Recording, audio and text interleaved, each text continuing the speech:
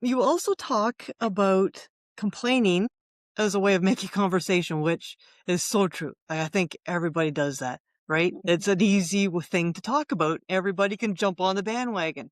So we do that. It keeps us stuck. Can you unpack that a bit? Why do people do that? How do you stop doing? Yeah. This was such a transformation for me. Goodness. I didn't realize that I was complaining as much as I was. And this is Mm, going back a number of years as well. I was a high school teacher for 12 years. And at the time, I was thinking I was getting a bit burned out. What else was I going to do? I had started a little direct selling business on the side. I was seeing how would that go. And one day I was in the kitchen talking to my husband about the direct selling stuff. And he said, you don't have to do that if you don't like it.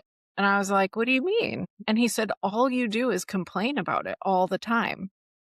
And I had no idea, no clue. I just thought I was making conversation.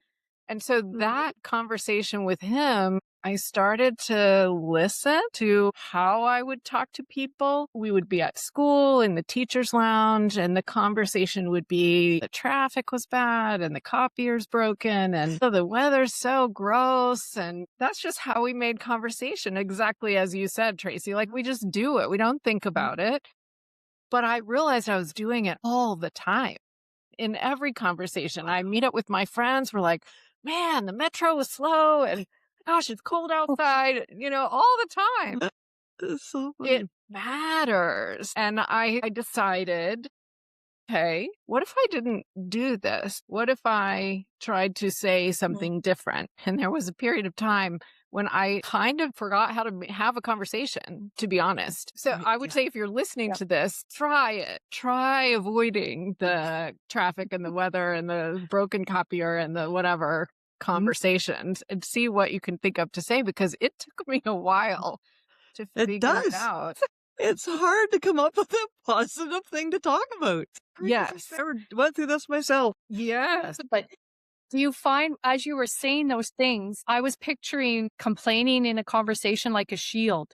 It's almost the way to keep you slapping in the shallow end of a conversation, and it keeps you quote unquote safe, right? Mm, But it also keeps you very, very alone.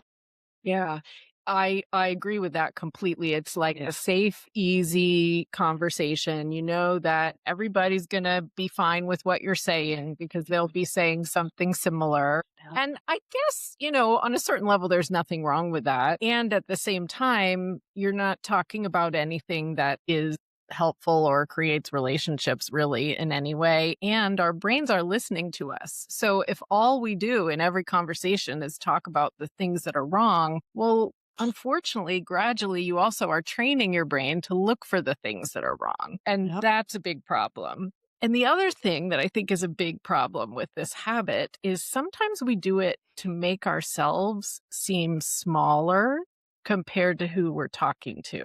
Meaning somebody's upset about, I don't know, they didn't get a promotion or they did poorly on something, and we say, "Oh yeah, me too, that happened to me." And I mean, you want to be kind, but I don't think we want to be making ourselves smaller as a habit either.